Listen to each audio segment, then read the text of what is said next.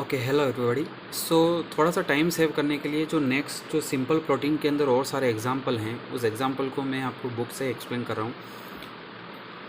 अपन ने यहाँ पर देख लिया था कि सिंपल प्रोटीन में सबसे पहला एग्जांपल क्या लिया था, अपन ने एल्ब्यूमिन्स लिया था। एल्ब्यूमिन्स में अपन ने देखा था these are soluble in water, coagulate on heating. अब अपन बात करते हैं ग्लोबुलिन्स की। तो ये है आपके पास ग्लोब्यूलिन्स। These are widely distributed group of protein, for example, an antibodies in the blood serum and as a blood fibrinogens and glutenin. तो यहाँ पर आपके ग्लोबुलिन्स का मतलब क्या है, ये भी बहुत बड़ा मतलब जैसे आपके एंटीबॉडीज़ हो गए, वो किस टाइप का प्रोटीन हो गया, ग्लोबुलिन्स टाइप का प्रोटीन। ये भी बहुत ही सिंपल से एमिनो एसिड से बना हुआ होता है। मैं यहाँ पर बहुत ज़्यादा डिटेल में नहीं जा रहा हूँ, है ना, क्योंकि ये जितना भी पोर्शन है ये आपके एक बायोलॉजिकल के पॉइंट ऑफ व्यू से ज़्यादा इंपॉर्टेंट होता है, केमिस्ट्री के पॉइंट ऑफ व्यू से नहीं। यहाँ पर सिर्फ आपको एग्जाम्पल के पॉइंट ऑफ व्यू से अपन देख रहे हैं इसको। नेक्स्ट है आपके हिस्टोन्स। ये जो प्रोटीन होते हैं, this are basic protein as they contain a high portion of basic amino acids, जैसे lysine and arginine. These are associated with nucleic acid in the nucleoprotein of the cell. These are insoluble in diluted ammonium hydroxide but soluble in water. देखो यहाँ पर आपको पूरा portion याद करने की ज़रूरत नहीं है, सिर्फ एक छोटा सा इंट्रोडक्शन कि क्या मतलब इस जैसे आपके इस टाइप का जो प्रोटीन है इसका कैरेक्टर क्या होगा। जैसे आपके पास हिस्टोन्स टाइप का जो प्रोटीन है, हिस्टोन्स टाइप का जो आपके पास प्रोटीन्स होते हैं, सबसे पहली बात ये जो प्रोटीन है, this are basic protein as they contain a high portion of basic amino acid. मतलब क्या होता है, ये बेसिक कैरेक्टर होते हैं इस प्रोटीन के, क्योंकि इस प्रोटीन के अंदर जो एमिनो एसिड होता है उनका कैसा नेचर होता है, बेसिक नेचर होता है। ठीक है, जैसे आपके पास एग्जांपल दिख रहा है, क्या लाइसिन आपको एग्जांपल दिख रहा है यहाँ पर। नेक्स्ट अपन बात करें एल्ब्यूमिनॉइड्स। एल्ब्यूमिनॉइड्स में अपन बात करें, they are insoluble in water most other solvent. मतलब ये वाटर के अंदर क्या होते हैं, इनसोल्यूबल होते हैं, और बाकी बहुत सारे सॉल्वेंट्स के अंदर भी कैसे होते हैं, इनसोल्यूबल। सिर्फ आपको यहाँ पर क्या करना है कि जो कैरेक्टर हैं, जो छोटे मोटे कैरेक्टर जैसे सोल्यूबिलिटी वगैरह है, जो इनको डिफाइन करती है, वो थोड़ा सा ध्यान रखना है, बस ज़्यादा कुछ ऐसे याद रखने की ज़रूरत नहीं है। जैसे आपकी बात करें सबसे पहले केराटिन, जो स्किन हो गए, नेल्स हो गए और हेयर हो गए, इसमें आपके क्या होता है, केराटिन होता है। और अपन को जानते हैं कि जो आपकी स्किन होती है या हेयर होते हैं या जो नेल्स होते हैं, ये वाटर के अंदर तो इनसोल्यूबल होते ही हैं, अपन देखते हैं, है ना। और बहुत सारे अदर जो सॉल्वेंट होते हैं उनके अंदर भी क्या होते हैं, इनसोल्यूबल होते हैं। हाँ, पर कुछ ऐसे सॉल्वेंट्स होंगे जिनके अंदर ये सॉल्यूबल हो जाएंगे। नेक्स्ट है आपके कोलेजन। कोलेजन जो प्रोटीन होता है, जैसे बोन्स में होता है, टेंडन्स में होता है या कार्टिलेज में होता है ना, इस टाइप का जो प्रोटीन हो गया। या फिर आपके इलास्टिन हो गया, इलास्टिन टाइप के जो प्रोटीन होते हैं, ये आपके एल्ब्यूमिनॉइड्स की कैटेगरी के प्रोटीन है। देखो, बहुत प्रोटीन का क्लासिफिकेशन या प्रोटीन को बहुत वाइडली रेंज होती है प्रोटीन की, है ना। जैसे सबको अपन डिफाइन पूरी अच्छे तरीके से नहीं कर सकते, जितने कोशिश की गई है उस अकॉर्डिंग अपन डिफाइन कर रहे हैं। नेक्स्ट आपके बात करते हैं कॉन्जुगेटेड प्रोटीन।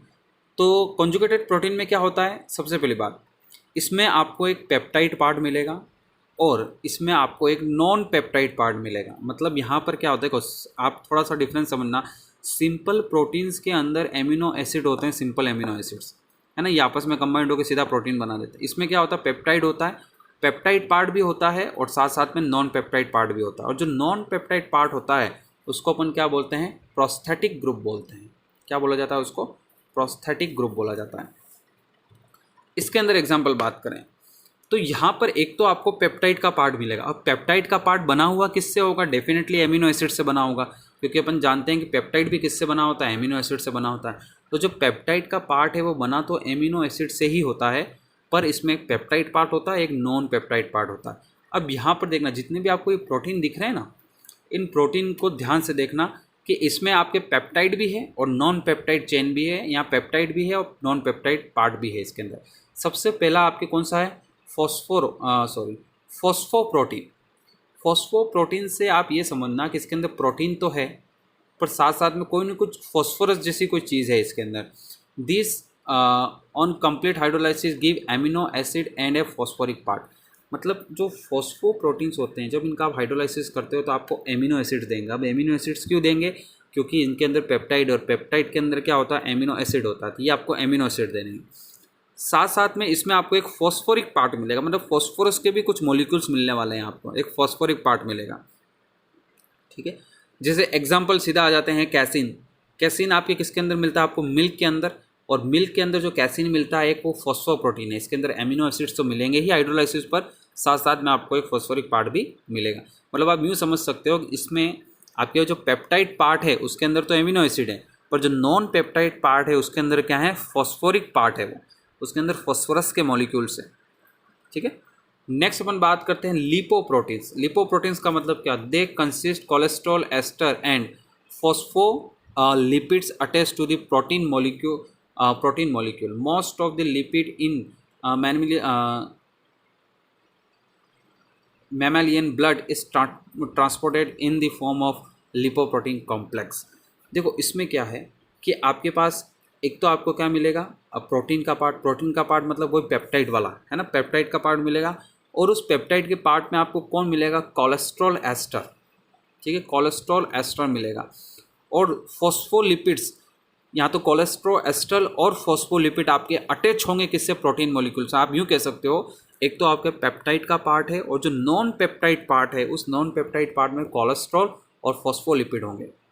ठीक है, बाकी ये जो बात है यहाँ पे लिखी हुई है इसमें क्या आपके ज़्यादातर जो मैमेलियन ब्लड होता है उसमें जो ब्लड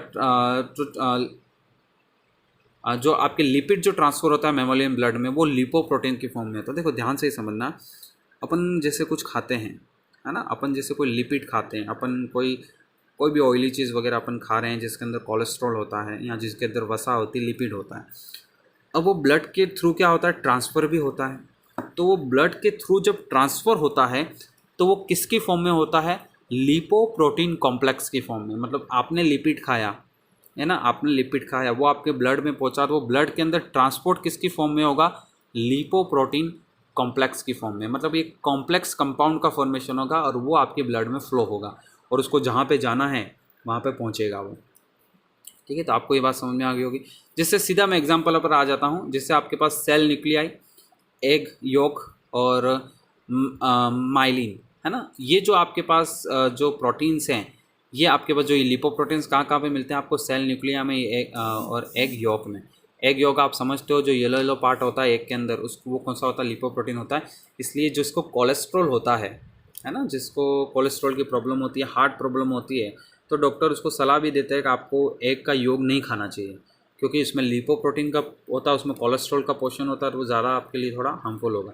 पर कुछ स्टडी भी ये भी कहती हैं कि आपके जो एग होता है उसके अंदर HDL जो कोलेस्ट्रॉल होता है उसकी मात्रा ज़्यादा होती है और जो LDL कोलेस्ट्रॉल होता है उसकी मात्रा कम होती है, तो खाना भी चाहिए, यूँ भी कहते हैं। नेक्स्ट आपके प्रोटीन है ग्लाइकोप्रोटीन। ग्लाइकोप्रोटीन का क्या मतलब है? देखो, दे कंटेंट आइदर कार्बोहाइड्रेट और its derived as a prosthetic group.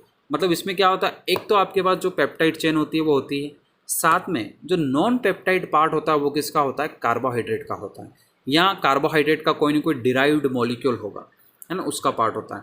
जैसे आपके पास हो गया म्यूसिन फाउंड इन सलाइवा। जो सलाइवा है, सलाइवा का अंदर जो आपके पास म्यूसिन होता है जो प्रोटीन, उस प्रोटीन के अंदर आपके पेप्टाइड पार्ट होता है और उस पेप्टाइड पार्ट से क्या जुड़ा होता है? कार्बोहाइड्रेट होता है। नेक्स्ट है आपके पास क्रोमोप्रोटीन। जो क्रोमोप्रोटीन है, इन क्रोमोप्रोटीन के अंदर क्या होता है? देखो, इनमें क्रोमोफोरिक ग्रुप होता है। क्रोमोफोरिक ग्रुप का मतलब जो कलर देता है ना, ऐसा ग्रुप अपन यूँ कह सकते हैं। क्रोमोफोरिक ग्रुप का मतलब जो कलर देता है। इसमें आपके एक तो पेप्टाइड चेन होती है ना, पेप्टाइड जो पार्ट होता है, और नॉन पेप्टाइड पार्ट पे आपके एक पिगमेंटेड प्रोस्थेटिक ग्रुप होगा। मतलब एक ऐसा ग्रुप होगा जो आपको कोई ना कोई कलर देगा। जैसे अपन बात करें फॉर एग्जांपल हीमोग्लोबिन। हीमोग्लोबिन के अंदर क्या होता है? The iron containing haemoprosthetic group. इसमें क्या होता है? हीमोग्लोबिन के अंदर आपके आयरन कंटेनिंग जो हेमी होता है ये आपके प्रोस्थेटिक ग्रुप के रूप में होता है। पेप्टाइड चेन होती है, पेप्टाइड पार्ट होता है, उसके साथ साथ आपको क्या मिलता है? प्रोस्थेटिक ग्रुप मिलता है। और ये प्रोस्थेटिक ग्रुप आपके हीमोग्लोबिन को कैसा रंग देता है? रेड कलर देता है, अपन जानते हैं। ठीक है, तो ये हो गया। नेक्स्ट है आपके पास न्यूक्लियोप्रोटीन। न्यूक्लियोप्रोटीन में क्या होता है? These are complex protein mainly occur in nuclei of plant and animal sales.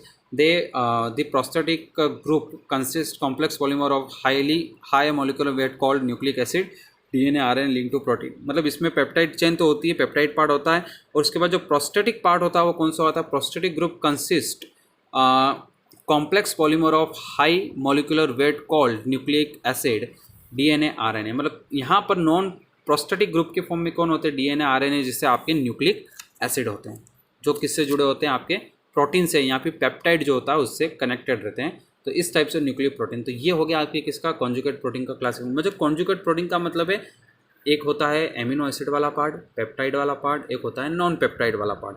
मतलब दो प्रोटीन के, आप यूँ भी कह सकते हैं, दो अलग अलग कॉम्बिनेशन से बना हुआ है ये प्रोटीन, से इसको कॉन्जुगेट। और लास्ट एंड फाइनल इसमें क्लासिफिकेशन में क्या आपके डिराइव्ड प्रोटीन, डिराइव्ड प्रोटीन के अंदर क्या, they are represent various state of hydrolytic cleavage of simple और conjugated protein, for example peptones in which big protein molecules fragmented to simpler form. ठीक है, तो ये आपके क्या हो गए, डिराइव्ड प्रोटीन हो गए। सो ये आपके क्लासिफिकेशन खत्म होता है किसका, प्रोटीन का।